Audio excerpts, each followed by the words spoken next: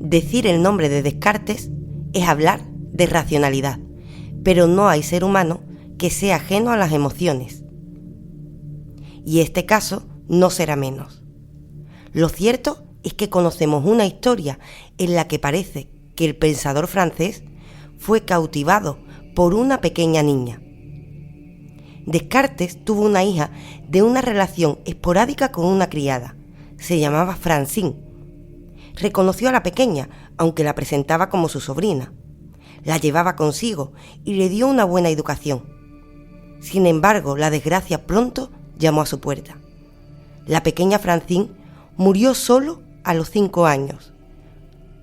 Fue víctima de la escarlatina. Esto llevó al filósofo francés a una enorme depresión. Cuentan los biógrafos que se quedó mirando al vacío, que no derramaba ni una lágrima, que durante días Descartes parecía un maniquí. ¿Estaba roto o estaba el pensador francés buscando soluciones? En esta misma época comenzará una historia en la que el francés se dedicará a diseccionar cadáveres, a intentar entender la anatomía humana. ¿Qué es lo que buscaba Descartes? Esto precisamente será uno de los asuntos que tratemos en el programa, así como su filosofía mecanicista.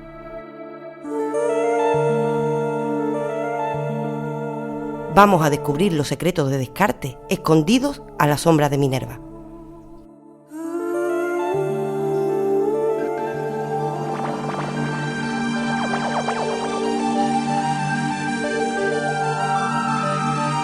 Somos Filosofía. Está usted escuchando A la sombra de Minerva.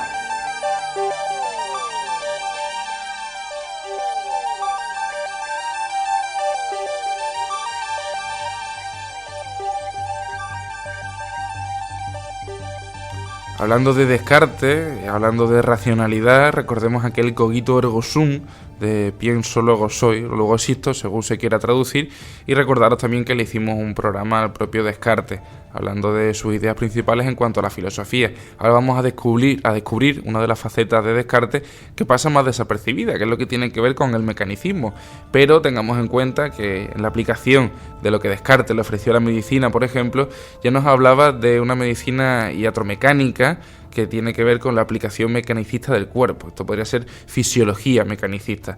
Igualmente, hablando de otras aportaciones de Descartes, en términos de matemáticas, tenemos, por ejemplo, a los ejes cartesianos. Es decir, Descartes también era una persona polímata que tenía varias facetas que ofrecer, y una de ellas era la afición que desarrolló a partir del episodio que nos acaba de narrar magistralmente Raquel, el episodio que tenía que ver con una hija bastarda que tuvo con una criada suya y de nombre Francine. Esto marcaría profundamente la vida de Descartes, como vamos a ver, e igualmente nos va a servir para estudiar todo el desarrollo de esta filosofía mecanicista e igualmente meternos en el mundo de los autómatas, algo que está a la orden del día, sobre todo cuando hablamos de Cyborg, por ejemplo, que es algo que ya empezamos a ver en televisión y que nos asusta. Vamos a ver por qué nos asusta, si tiene sentido que nos asuste, y toda la evolución histórica de todos estos autómatas hasta llegar a los actuales cyborg.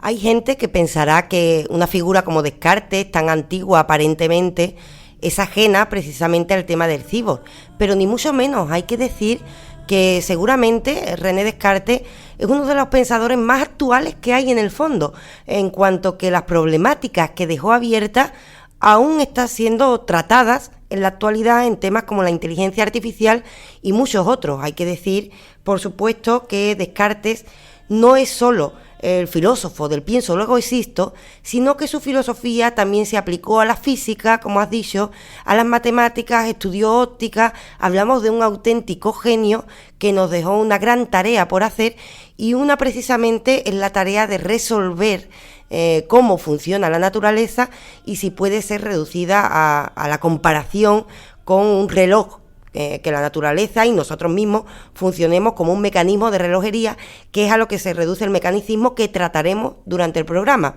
A este respecto, esto casa bastante bien, incluyendo la filosofía de la mente que surge a raíz precisamente de las aportaciones de Descartes, esto casa muy bien, como has dicho, con el tema del cibor.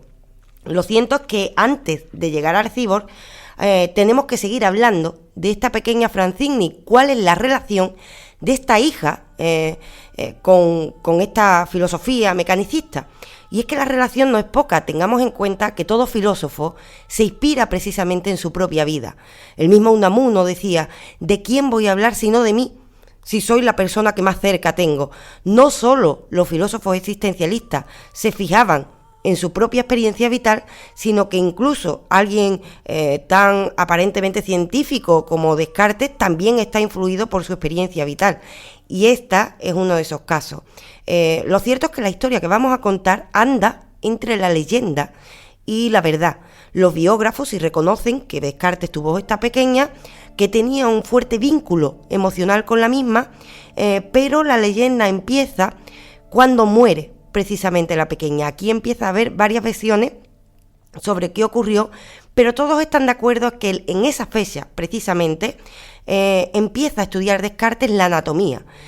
Su biblioteca se convierte prácticamente en una morgue. Su biblioteca de repente no es solo una biblioteca sobre el hombre Viturbio y sobre cómo es el cuerpo o la anatomía de nuestra corporalidad, sino que de repente la llena de cadáveres para abrirlos, para hacer experimentos con ellos e intentar averiguar de qué estamos hechos. Encontramos la necesidad de que Descartes tuviese que investigar sobre la muerte de su hija y, como veremos, intentar encontrar alguna solución para en su psique conseguir calmar el dolor tan profundo que esto le había causado. ¿Qué está buscando exactamente Descartes cuando muere su hija, después de esos días de duelos en los que se queda mirando el infinito, según dicen los biógrafos? Para empezar, como sabemos, estamos diciendo que este estudio de la anatomía no fue en balde. Hay que decir que este estudio que provoca Descartes llega hasta nuestros días, ya que de él surgirá una visión mecanicista sobre nuestro propio cuerpo, lo cual tuvo un impulso muy fuerte en la ciencia. Esto lo sabemos que fue algo productivo para el ámbito científico. ¿Pero era eso lo que buscaba al diseccionar cadáveres? ¿Qué estaba buscando exactamente?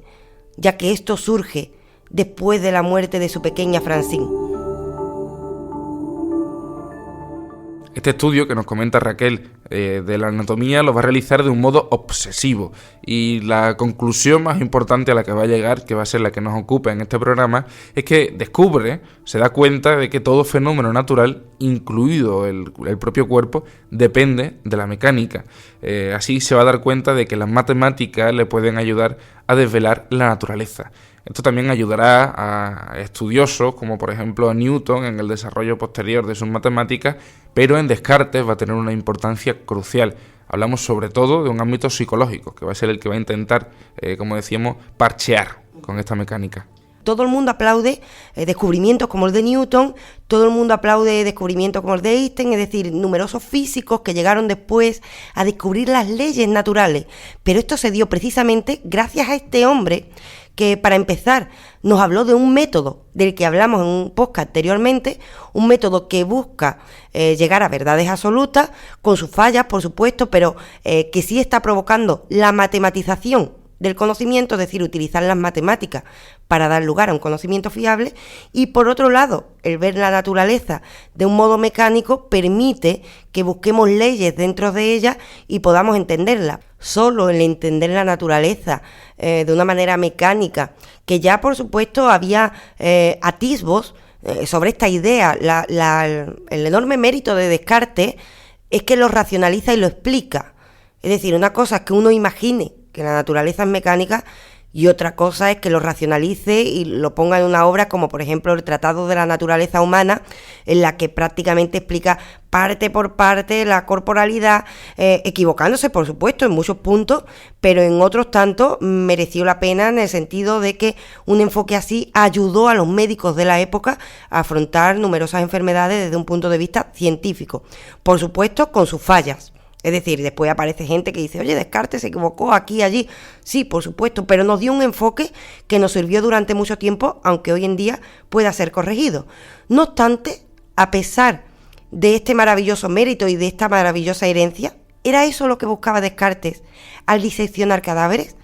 ¿Era eso lo que buscaba Descartes? ¿La idea o el desarrollo de la mecanización de la naturaleza? Lo cierto es que había una intención más oscura o más secreta. Podríamos decir incluso que las pretensiones de Descartes eran egoístas, porque para lo que estaba pretendiendo realizar todo este estudio era para buscar consuelo, como decíamos, y realizar brillantes creaciones. Lo digo en plural, pero en realidad nos vamos a centrar exclusivamente en una de esas creaciones, y esa creación es la de un autómata, en este caso una autómata, porque Descartes la iba a ver como una fémina. No se iba a tratar de otra autómata que no fuera una representación de su hija fallecida, una representación de Francine. Algo que es mucho más que una representación. Una autómata a la que el mismo Descartes llamará Mon fille Francine, es decir, mi hija Francine. Lo que está buscando es devolver la vida a aquella pequeña que no debió morir, aquella pequeña que a los 5 años abandonó a su padre desde la perspectiva de Descartes. En esta disección de cadáveres estaba buscando consuelo, quería devolver a la vida a su pequeña y lo hará a través de un autómata.